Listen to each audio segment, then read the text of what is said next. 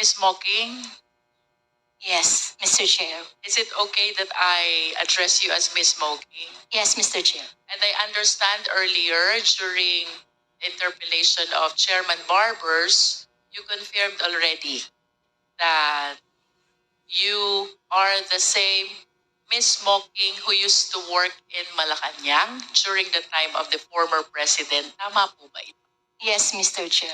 Can you please enlighten us? Kailan po kayo dumating sa Malacanang?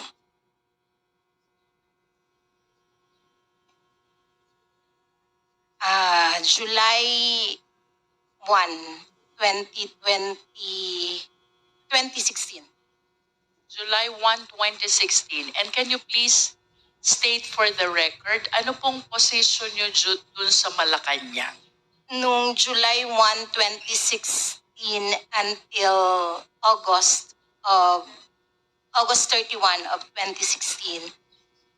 Supervising administrative officer pa lang po ako noon. Then starting September po, naging ASEC na po. And can you please tell the committee, until when did you stay and work in Malacanang? Until June of 2022, Mr. Chair. Would you agree with me if I would say that during the entire term of the former president, you were working in Malacanang? That's right, Mr. Chair. And can you please tell us, who was your immediate superior during that time? Kanino po kayo nagre-report and under whose instruction do you do your task? From July 1 of 2016 until September of 2018, from the then SAP Senator Bongo, and from October 1, 2018 until June of 2022 under Yusek Melchor Kitain, Mr. Chair. Yusek Kitain. Yes, Mr. Chair. Prior to your appointment in Malacanang back in July 2016, for the record, Ms. Mocking, saan po kayo nagtatrabaho? City Government of Davao, Mr. Chair. And can you please enlighten us, ano po bang trabaho nyo sa City of Davao? Supervising Administrative Officer from December of 2015 until June 30 of 20.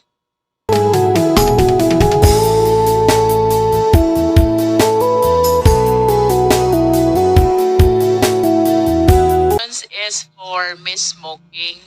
But before I proceed to her, I just want to state for the record that the National Bureau of Investigation manifested their initiative to invite, bring along the agent on case to shed light on the investigation that happened pertaining to the late Britannico. And I hope the same is true with respect to the handling prosecutor. However, Mr. Chair, I'm leaving this up to the chairman whether these officials from NBI and DOJ will be invited. Nevertheless, Mr. Chair, I wish to state for the record the reason why this representation raised those questions. Ako po'y nanghihinayang. Because based on the story of the brother, Corporal Joven was so cooperative and even admitting having killed those 5 victims. So it really raised a lot of questions. What happened in the investigation? Why was it not pursued during the preliminary investigation? I wish to commend the NBI and the DOJ for taking that initiative to shed light on what happened on the investigation. Nonetheless, Mr. Chair, I'm leaving it up to the chairman of the Quadcom whether to invite those officials or otherwise. That's noted. If I may proceed, Mr. Chair. Please proceed.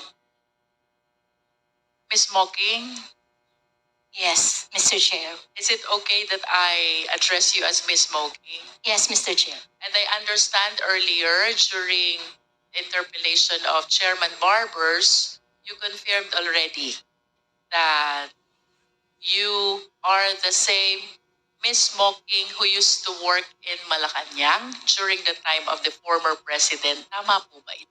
Yes, Mr. Chair. Can you please enlighten us? Kailan po kayo dumating sa Malacanang?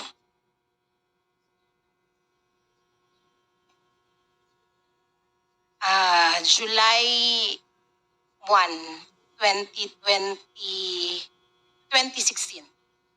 July 1, 2016. And can you please state for the record, ano pong position nyo dun sa Malacanang?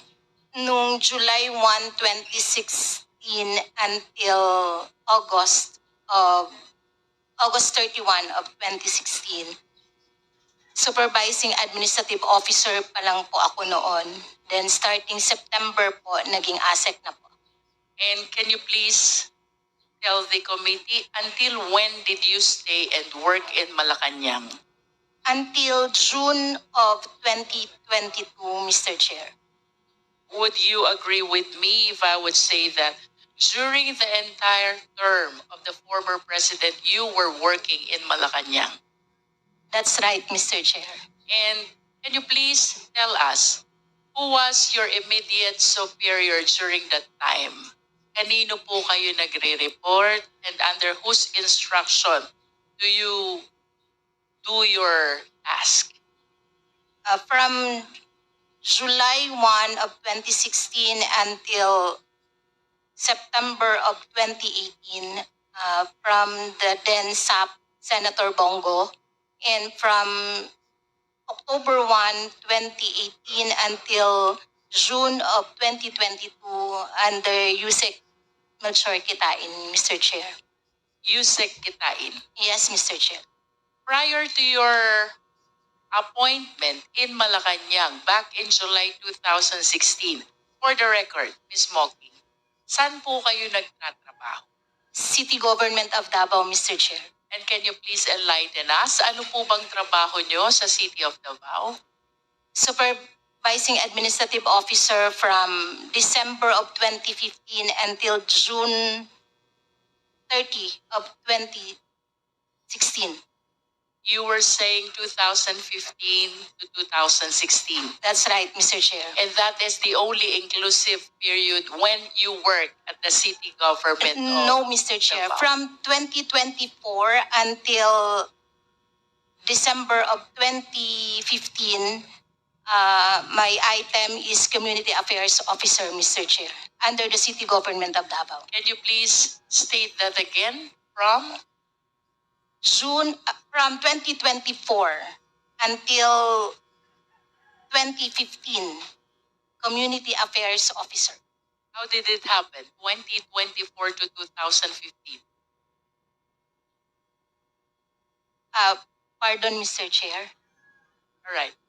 You said 2015, 2016, you work in Malacanang. And then I asked, 2015 to 2016, City Government of Davao.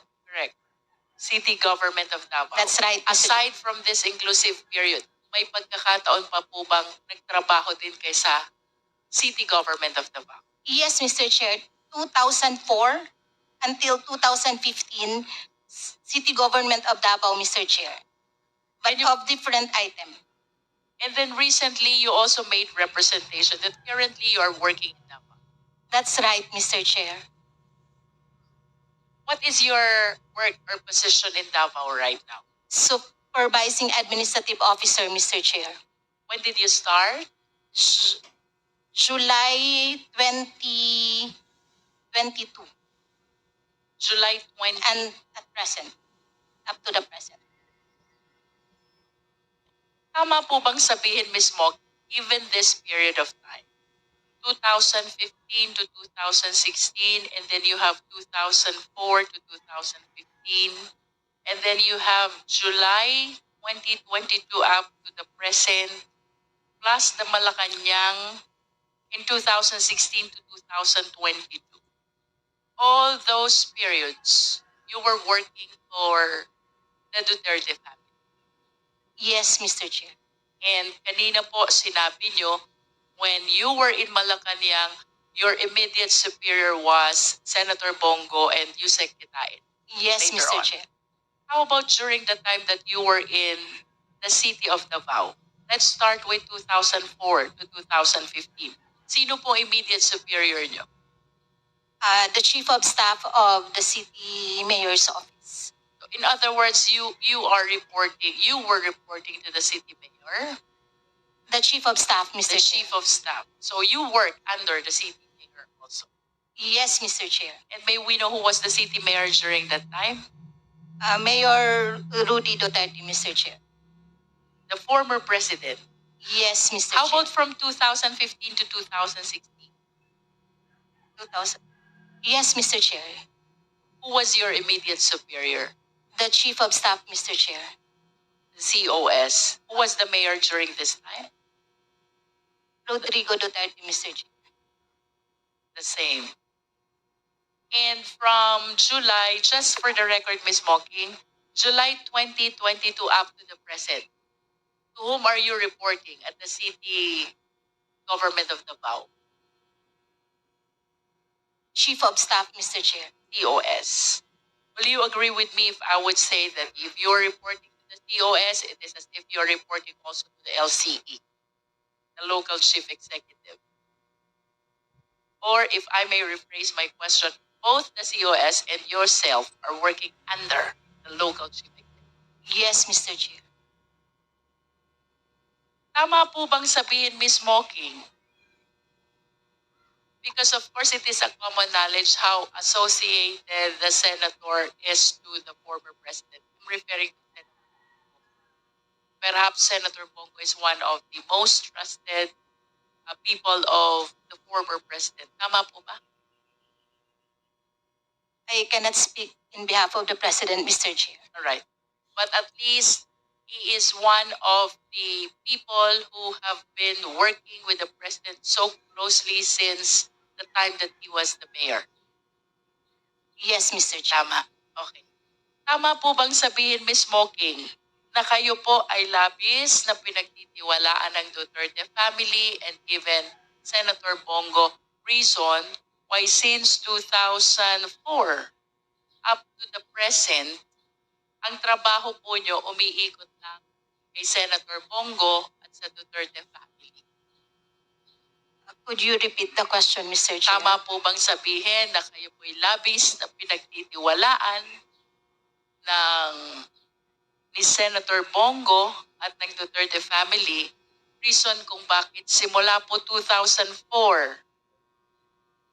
up to the present, ang trabaho po nyo umiikot lang kay Senator Bongo at sa Duterte family? I cannot answer the question, Mr. Chair, in behalf of Senator Bongo and the former President. I understand. Thank you, Mr. Chair. Can you please enlighten us, Ms. Moki? Paano nyo po nakilala si Senator Bongo? Are you from Davao also? Yes, Mr. Chair. Born and raised? Yes, Mr. Chair. Alright. Please enlighten us. Paano po nyo nakilala si Senator Bongo? Nung nag-work po ako sa City Government of Davao, dun ko lang po siya nakilala, Mr. Chair. And I wish to believe that since you started working in the city of Davao 2004, perhaps you started to earn the trust of Senator Bongo. Why until now, you continue to work within the same network of the Duterte family. That is a manifestation. You don't need to answer that. How about President Duterte? Kailan niyo po siya nag-umpisang makilala? Was it during the time you started working at the city of Davao or even prior to that? Since 2004, Mr. Chair, when I started working with the City Government of In Davao. other words, the reason why you came across Senator Bongo and the former president is because you worked in Davao City. There was no prior encounter before the work in Davao City. No, Mr. Chair. Okay. Ms. Mocking, I understand that or it is a common knowledge during the time of the former president no, na kapag may gustong lumapit kay Senator Bongo, there there were people na kayo po ang ina-approach, kayo ang nire-reach out, and apparently, may mga tao po kayong natulungan. Probably, Mr. Chair. As a matter of fact, we have a slide here which shows the gratitude that he wishes to express because of the help that you extended in giving him the chance to see and talk to Senator Bongo. Tama po ba yun? Kayo po'y nagiging tulay papunta kay Senator Bongo? Minsan-minsan, Mr. Chair, pag meron pong lumalapit. Sa 100 po bang lumapit sa inyo? Gustong makausap si Senator Bongo? Humingi ng tulong? Yun po ba'y tinulungan nyo lahat? O ilan po ba dun sa 100 sa tingin nyo ang natulungan nyo? As much as possible, Mr. Chair, hinahanapan po talaga ng paraan na matulungan. In other words, I wish to submit that every time there are people who approach you seeking the help of the senator, you really do what you can to solicit the help that is necessary for those people. Tama po, Ms. Mocking? Mr. Chair, I would like to clarify from what period po yung pinag-uusapan natin, Mr. Chair. Okay, I'm sorry about that. I am referring to the time that you are already working in Malacanang. From July 2016 to Yes. September of 2018. Yes. Yes, Mr. Chair. Ginagawa mo lahat para makatulong sa tao. Mostly, Mr. Chair, kasi kami po yung in charge sa mga social services like medical assistance and burial assistance and other services po. There are informations that you worked also as Assistant Secretary to the Secretary of Finance under the Office of Special Assistant to the President. Tama po ba yun? No, Mr. Chair. So what particular job did you undertake under the Office of Senator Bongo? Office of the Special Assistant to the President, Mr. Chair. It has nothing to do with finance. No, Mr. Chair. So you were the Assistant Secretary Yes, Mr. Chair. to the Special Assistant to the President. Tama po? Yes, Mr. Chair. And can you please enlighten us, ano po ba ang trabaho ng isang Assistant Secretary? Under the Office of the Special Assistant to the President, Mr. Chair, mostly our work revolve around administrative matters, clerical works, errands, social services, and mechanical jobs, Mr. Chair. And there are informations also, Ms. Mocking, that during this time, kayo po'y nalagay sa secondment. Ano po bang ibig sabihin ng secondment? Secondment, Mr. Chair, is the temporary transfer of position of an employee from one unit to the other, Mr. Chair. And that is while maintaining your job and title under the Special Assistant to the President's Office. Tama po ba yun? Actually, Mr. Chair, my secondment is between the city government of Davao and the Office of the President. Oh, it's not in Malacanang. No, Mr. Chair. Alright. So ano po yung naging trabaho nyo dun sa City of Davao under the concept of secondment? Mr. Chair, my secondment is with the Office of the President. Office of the President. Yes, from the city government of Davao to the Office of the President. So, So- it is an agreement between the Office of the President and the city government of Davao. Wait, with all due respect, ang sabi niyo po kanina kayo ay nasa ilalim ng Special Assistant to the President's Office. That's Tama right, po Mr. ba? Chair. Opo. And during that time, nalagay po kayo sa secondment. Yes, Mr. Chair. And that secondment pertains to another job under the office of the president? No, Mr. Chair. It is a secondment between the city government of Davao and the office of the president. So my item, Mr. Chair, is with the city government of Davao. Then I was seconded to the office of the president. Can you please further elaborate, Ms. Mocking, no? Kasi during this time, kayo po ay under ng SAP. Tama po ba? Yes, Mr. Chair, starting September of 2016 Until? until June of 2022. Until June of 2022. Ibig sabihin ng item nyo po nasa SAP. No, Mr. Chair, the item is under office of the president. Under the office of the president. Yes, but the office where I am reporting is with the office of the special assistant to the president. So alin po yung secondment na tinutukoy nyo? The agreement is between the city government of Davao, wherein the office of the president requested the city government of Davao that I will undergo the secondment. So the office of the president requested the city government of Davao that I will be admitted to the office of the president. Is it not that the item is under the OP? Actually, Mr. Chair, if we are talking about the secondment, it is an agreement between the employee and the office and the position where you will be admitted. Yes, but you were saying a while ago, ang item nyo ay nasa OP, ang trabaho nyo ay nasa SAP. Tama po, Mr. Chair. Kasi po pag naka-secondment ka po, Mr. Chair, iiwanan niyo po yung item niyo po sa City Government of Davao. Kasi po may agreement na po si Office of the President and si City Government of Davao na parang hihiramin ka po. So what you wanted to tell us is, even prior to your item under OP, ay may item kayo sa LGU Davao. That's right, Mr. Chair. Ipinahiram kayo sa OP. That's right, Mr. Chair.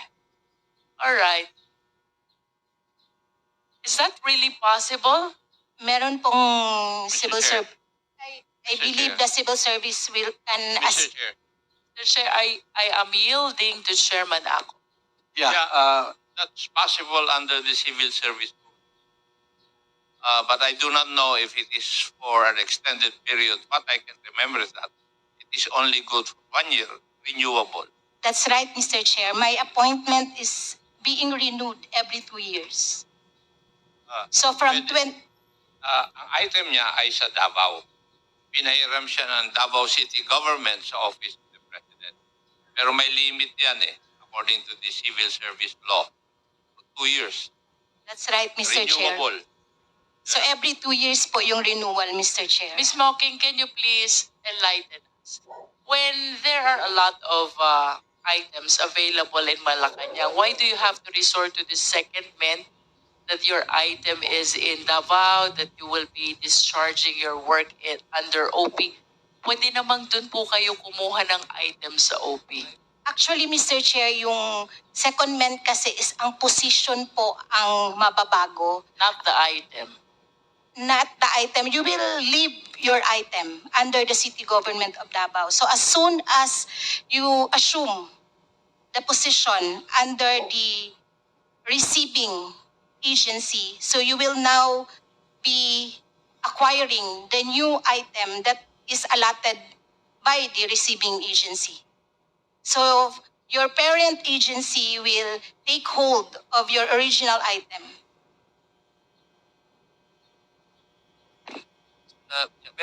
Para maklaro po, no? Yes, Congressman Ladyong. So, your item, pinahiram ka sa Malacanang kasi this is what happens also in the BARM. I'm familiar with secondment. But you does not mean that you altogether left, di ba, your position. That's right, Mr. Chair. Position mo pa rin sa Davao, hiniram ka rin sa Malacanang, but you're not getting salary from your original principal unit, no? Yes, you will not be getting Yes, you'll the not be salary getting the from the salary. parent agency. Exactly. But you are not also vacating the position, your prior position in Davao. Hiniram ka lang doon, tapos depende yun doon sa humiram sa iyo kung i-renew ka niya. Kung hindi ka niya i-renew, babalik ka doon sa Davao. Di ba tama yun? Tama po, Mr. Ganun- Chair. ganun. Please proceed, Congresswoman Luis. Ms. Mocking, during Yes, your stint in Malacanang, that is 2016 to 2022, of course, you've encountered a lot of people close or within the network of the former president. Tama po ba? Yes, Mr. Chair. That includes Colonel Garma. Yes, Ms. Mocking. Yes, Mr. Chair. Can you please enlighten us? How frequent do you actually meet with Colonel Karma during I saw her once or twice, Mr. Chair, in Malacanang. once Or twice. or twice only? Yes, Mr. Chair. And there was no other encounter at all? Actually, Mr. Chair, since na-appoint po si Colonel Garma sa PCSO, we have referred patients para po ma-extend yung kanilang assistance sa sa PCSO po. So, in line in connection with that concern, referring patients to PCSO, do you meet and talk with Colonel Garma during that time that he was already at PCSO? I call her, Mr. Chair. So how frequent do you talk, if I may ask? I believe that was 2018. Once 2000. or twice, Mr. Chair, because she referred me already to one of her staff. Every time merong referral para hindi ko na po siya ma-disturb. Prior to her appointment at PCSO, you said a while ago na once or twice mo rin na-meet si Colonel Karma In Malacanang. in Malacanang. Yes, Mr. Chair. Can you please tell us what concern does Colonel Garma have during that time when you encountered her in Malacanang? Actually, Mr. Chair, umakyat lang talaga siya doon sa office namin and marami din po, almost all of our staff, Mr. Chair, are from Davao. We're from Davao. So parang meron na din po siyang mga nakita at kakilala doon, tapos meron din pong mga nagpa-picture sa kanya kasi nga po na-appoint siya sa PCSO. So it is just because of the appointment, the reason why she was there. Yes, Mr. Chair. With all due respect to the personalities that I will be mentioning, Ms. Mocking, but if you are following the investigation, there have been allegations about the reward system of the war on drugs. You're aware of this? Yes, Mr. Chair. And Senator Bongo is always being implicated every time the reward system is being mentioned. You're also aware of it. Yes, Mr. Chair. As one of the people who work in Malacanang during the time of FPRRD, can you please enlighten us? Ano po bang nalalaman nyo dito sa reward system at ano po bang nalalaman nyo about the possible connection of Senator Bongo, if there is any? I have no knowledge actually, Mr. Chair, about the reward system that is going on within Malacanang, Mr. Chair. And if you have no knowledge about the reward system of the war on drugs, the more reason that you have no knowledge about Senator Bongo's implication to this reward system. That's right, Mr. Chair. But are you aware that there was public pronouncement already coming from another senator, Senator Bato de la Rosa, confirming that even during the time of the former president as mayor of Davao, namimigay na po ng pera si Senator Bongo. What can you say about this? I have no knowledge of Senator Bongo releasing money po, Mr. Chair. I understand. Just for the information of the committee, Secretary, can we please flash that poster from the social media where Senator Bongo made this comment that even during the time of the former president in Malacanang, namimigay na ng pera si Senator Bongo. Nevertheless, would you know, Ms. Mok,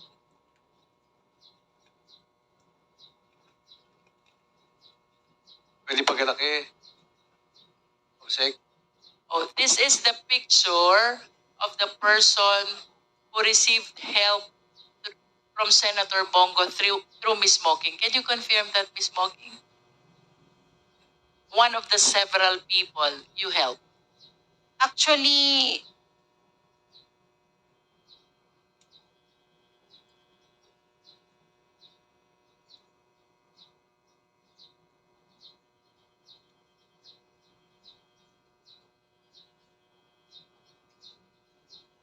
Actually, Mr. Chair, this person is one of my relatives. So you confirm that he received help from Senator Bongo through you. Actually, hindi po ako nagbigay sa kanya ng help, Mr. Chair. About the senator, he's saying thank you very much and God bless you more. Baka, I really don't know, Mr. Chair, pero baka related po siguro sa mga services po ni Senator Bongo under his office. All right. Secretariat, can we please flash the next slide? The one with the public pronouncement there. Ang sabi po dito, Ms. Mocking, namimigay naman talaga ng pera si Bongo. Inutusan niya ni President Duterte noon pa. Sa Davao pa kami. I have no knowledge about that, Mr. Chair. But can you please enlighten us at least? Ano po ba yung perang tinutukoy ni Senator Bongo dito? Would you know if this is the reward system which is being alleged in relation to the war on drugs? Hindi ko po alam, Mr. Chair. Wala po ako, hindi po siya familiar sa akin, Mr. Chair. Would you know if Yung- this is operational fund of the PNP? Actually, Mr. Chair, hindi po kasi ako privy sa mga police operations din. Kaya hindi po ako familiar dito sa sinasabi na Yes, I understand. But since you work at the office of the mayor, I'm trying to elicit information if there are chances or incidents when you encountered similar concerns. So, nung naririto po ang dating Pangulo, he was saying walang panggasolina ang mga pulis, kaya namimigay siya ng pera if my recollection is correct. Hindi po kaya itong perang tinutukoy ni Senator Bongo ay yung tinutukoy ng dating Pangulong panggasolina ng mga pulis? actually, Mr. Chair, i-relate ko lang po ito doon sa naging question din po sa Senate hearing. Ang gasolina po na sinasabi po ni former President was yung binibigay po namin na parang PO slip para po sa mga police precinct. Parang isa din po yun sa support na binibigay ni former President. By PO, it means purchase order, Purchase slip. purchase slip. Yes. So, bibigyan mo siya ng slip para tatakbo na lang ang pulis sa gasolinahan. Yan po yung style doon, Mr. Chair. And would you know, Ms. Mocking, kasi napakagastos ng police operation. Bukod dito sa panggasolina, ano pa po bang assistance na ibinibigay ng ating dating Pangulo sa police operations? Sa Davao term ito, Mr. Chair. Davao. Usually, Mr. Chair, yung mga precinct commanders, gumagawa sila ng letter request addressed to the mayor. Precinct commanders. Yes, Yes. gumagawa sila So, ng what is this request all about? like support, Mr. Chair, aircon, office supplies, normally mga general services po, Mr. Chair. General services, that's all. Basically, yun po yung part of our tasking, Mr. Chair, na nag-a-assist po kami sa mga police and other offices po, Mr. Chair. Okay, Ms. Mocking, do you know Rizalina Hustol? Yes, Mr. Chair. Who is she? For the enlightenment of the committee. Sa City Government of Davao, Mr. Chair, she was our city accountant. She used to be the chief accountant of Davao City LGU. Tama po? Yes, Mr. Chair. When was this? Nung 2004 po na working na po ako sa City Hall, sa pagkakaalam ko po, City Accountant na po si Ma'am Rizalina O Justo. baka nauna pa sa'yo? Yes, I believe. Okay. So, I understand that similar to you, si Miss Hustol ay nagtrabaho din sa Malacanang. Do you confirm this? Yes, Mr. Chair. Ano pong trabaho niya sa Malacanang and when did she start? I believe na una din po sa akin, Mr. Chair. So parang, July ka na eh. June 30 lang nag-a-assume. actually, Mr. Chair, bali, baka magkasabay. Baka magkasabay. July 2016 also. And after some time, Ms. Mocking, would you confirm she was appointed as Commission on Audit Chairperson? Yes, Mr. Chair. Can you please tell us when? I do not know, Mr. Chair. I do not know the exact date, Mr. Chair. Can you please at least tell us the year? 2022? I really don't know, Mr. Chair. All right. But at least you confirm that she was appointed as COA chairperson. Given this facts, Mr. Chair, I wish to manifest that similar to Ms. Mocking, Resalina Hustol was able to earn also utmost trust and confidence of the Duterte family, including the people close to the former president. Reason why, from being the chief accountant of Davao, he was even appointed as executive secretary for finance and administration of OP. Tama ba, Ms. Mocking? Yes, Mr. Chair. And ultimately, she was appointed as COA chairperson, which I believe is one of the one of the highest possible positions one can get in the Philippine government. Ano po bang trabaho ng isang chief accountant? Let's go back to Davao. Hindi ko po masyadong alam kung anong specific trabaho po ng City Accountant, Mr. Chair. But at least would you confirm, alam po niya lahat ng pumapasok na pera, lahat ng lumalabas na pera? Probably, Mr. Chair. And that includes the confidential fund of the LGU Davao. Probably, Mr. Chair. Ano po bang trabaho ng Executive Secretary for Finance and Administration? I believe, Mr. Chair, is more on finance also, Mr. Chair. So, I am inclined to believe na alam din po niya ang budget ng OP during the time of the former president and even the expenditures of the office of the president. Tama po ba? Probably, Mr. Chair. And of course, you understand the mandate of COA, having worked in the government for so long a time. What do you understand about the work of Resalina Hostol in the Commission on Audit? Sorry, Mr. Chair, hindi ko po. But of course, you will agree with me. They check, they evaluate, they see whether the expenditures were compliant with the rules of the Commission on Audit. Probably, Mr. Chair. You work in Malacanang. Yes, Mr. Chair. Was there any point in time na naka-encounter po kayo ng questions, controversies, notice of disallowances ng OP during her time as COA chairperson? Hindi po ako familiar, Mr. Chair. All right, Mr. Chair, I think I am done with Ms. Mocking. Thank you, Ms. Mocking. Welcome, Mr. Chair.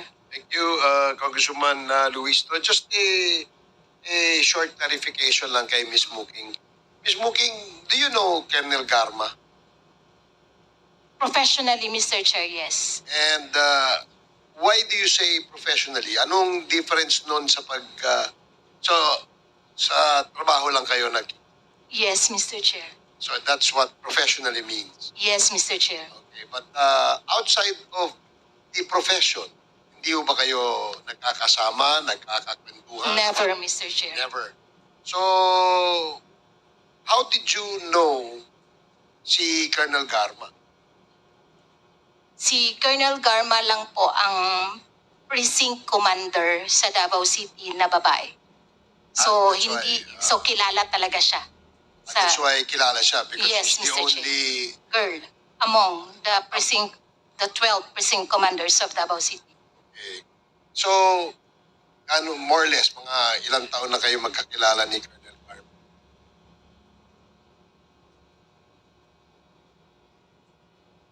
Parang, I don't know kung kailan siya napasok sa Davao City po. Nakilala ko lang talaga siya, Mr. Chair. Pasensya na po. Kasi makulit siya, Mr. Chair. Makulit. Opo. Makulit dahil ikaw ba ang kinukulit? Yes, Mr. Chair. Bakit ikaw ang kinukulit? Ito ay kasama sa professional relationship. Yes, Mr. Chair. Very professional. So, paano kanya kinukulit, mismo? Meron kasing request, as I have mentioned earlier, yung mga precinct commander para sa support from the city government of Davao. Tapos, one of those requests is care of kay Colonel Garma, which is the repair of her office. And kasi po, di ba po, meron naman pong process ang government pag meron kang request. So you have to go through po yung sa general services, meron pa po yung purchase order, purchase request. Kinikulit niya po kami doon sa mga aircon niya na request, mga TV, and other supplies. So, So- kaya namin siya kilala, Mr. Chair. So, in relation to her, parang financial request yan, di ba? Funding request. No, not funding, Mr. Chair, but office equipment and office supplies. Yeah, but she requests your office to provide her with funds to purchase No, I- item. It's an equipment. so item kayo. No cash, no So funds. kayo bumibili and then you provide them with the items. Pinoprocess po yan ng City General Granting Services. for the sake of argument that it has already been processed, you have the item with you, that is what you provide. That's right, Mr. Chair. That is to answer yung kanyang request. That's right, Mr. So Chair. yun ang kanyang, kaya mo na sabing makulit siya dahil follow-up siya ng follow-up. Hindi po humihinto, Mr. Chair. So hindi humihinto. Yes, Mr. So, Chair. parang, the way I picture it, parang sobrang kulit niya. Tama ba yun? Actually, Mr. Chair, Now, that is the only request, yung kanyang sa office niya. as far as I can remember, Mr. Chair, yun lang po ang ma-recall ko kay Did Colonel. she ever request from you? At ikaw lang ang kinakausap niya. Actually, Mr. Chair, hindi naman po talaga ako lang. So, Sino pa kaya ang kinakausap? pino-forward ko po yung staff niya sa City General Services Office para makafocus din po ako sa ibang task. So you seem to have several tasks under the LGU, no? LGU ba yan? Mostly administrative, Mr. Chair. Okay. And who do you report directly? Who is your immediate superior? The Chief of Staff, Mr. Chair. And that is? Actually, from 2004 to 2016, we have several Chief of Staff. Several chief of staff. Yes, every term po. Parang, yes. Okay. So, lahat ba ng police precinct commander, kapag ka merong request, ay sa iyo dumadaan? Actually, Mr. Chair, pinoprocess siya doon sa reception area namin. Tapos, parang part of my task is tagapukpok po ng mga opisina kung saan po sila may request. Have you read the affidavit submitted by Colonel Garma to the Quad? Yes, Mr. Chair. And doon sa kanyang affidavit, nabanggit niya na your name was implicated doon sa punto na ikaw ang nagre-release ng operational funds. Is that correct? No, Mr. Chair. So hindi totoong nagre-release ka ng pondo. Hindi po, Mr. Chair. So why do you think Colonel Garma would say that? I cannot answer in behalf of Colonel Garma, Mr. Chair. Just make a wild guess. What do you think is the reason why Colonel Garma would specifically mention your name, mention your name as the one in charge of releasing funds for the successful operation of the war on drugs? Bakit ikaw? Meron ka pang ibang kasama sa office, correct? Guess ko lang po, Mr. Oh, yeah, Chair. just a guess. Sa tingin mo. Baka gusto niya lang po akong i-connect. Kasi po, from the city government of Davao to OP. Parang ako siguro yung nakikita niyang linyada. Guess ko lang. Okay, so, linyada kay former President. Probably, Mr. Chair. Okay. So, do you directly report to the former President? No, Mr. Chair. To whom do you directly report? From, as I have said earlier, Mr. Chair, from 2016 to 2018, to then SAP, Senator Bongo, then from 2018 to 2022, Yusek Melchor Kitain, Mr. Chair. Okay, so, dito muna, nung ASEC ka kay SAP, former SAP, now Senator Bongo, That's right, Mr. Chair. can you give us, or at least educate us, ano ang iyong work sa office ng SAP? Specifically kay Senator Bongo. As I have said earlier, Mr. Chair, it's mostly administrative, clerical, errands, social services, and mechanical works. What about appointments? That's part of the, Social. no, Mr. Chair, that's part of the admin. So, admin yun. Yes, Mr. Chair. So, halimbawa, merong gusto makipag-usap ni Congressman Adjong kay SAP Bongo, si Congressman Adjong will call you and schedule. I believe hindi niya ako tatawagan kasi hindi niya ako kilala, Mr. Chair. But where does a member of Congress who would like to see SAP Bongo request an appointment? Actually, si Sap Bongo kasi, Mr. Chair, is madaling malapitan. So, lahat ata ng congressman, I believe, direct na nagtitext sa kanya and direct din po siyang sumasagot. Lahat? Almost all. As far as I know, Mr. Chair. Just to make it clear, ako ba nakita mo ako? Lumapit ba ako sa'yo? Hindi, Mr. Chair. But I believe, Mr. Chair, parang nautusan ako before to reach out sa inyo. Sa akin? Pero hindi mo nyo lang po ako sinagot. So, hindi tayo nagkausap. Hindi po, Mr. Chair. So it is very clear that it is not I who reach out to her, but it is Miss Muking who reached out to me. May I know kung bakit? Para ata yung i-clarify yung parang may request sa office, Mr. Chair. Ang gusto lang namin mostly kasi, Mr. Chair, pag may pumapasok na request sa office, gina-clarify po talaga namin kung what's your priority among your requests. You mean request na mga projects? Part of it, Mr. Chair. You know, I've been in Congress for more than 20 years, and I don't remember requesting from your office any project. Just for the record, Mr. Chair, I did not specifically say that it is a project, but probably because I really cannot recall anymore. so ibig mong sabihin, kapag ikaw inuutusan to reach out to a certain congressman, it is because of a project or a request. Hindi po lahat, Mr. Chair. So Kasi other than projects and other requests, you also seek or reach out certain congressman upon the instruction of the former SAP. yes, at the time yung And siya pa yung... normally, what other reasons did the former SAP instruct you to do aside from following up requests of certain congressmen? Most of the time, Mr. Chair, mga medical assistants. And that is very clear. Kasi ako, hindi naman ako humingi ng medical assistance sa inyo. Yes, Mr. Diba? Chair. So, do you know a certain Peter? Yeah, just to set the record straight, Yes, Congressman Adjong. para hindi ho tayo magkaliwanagan.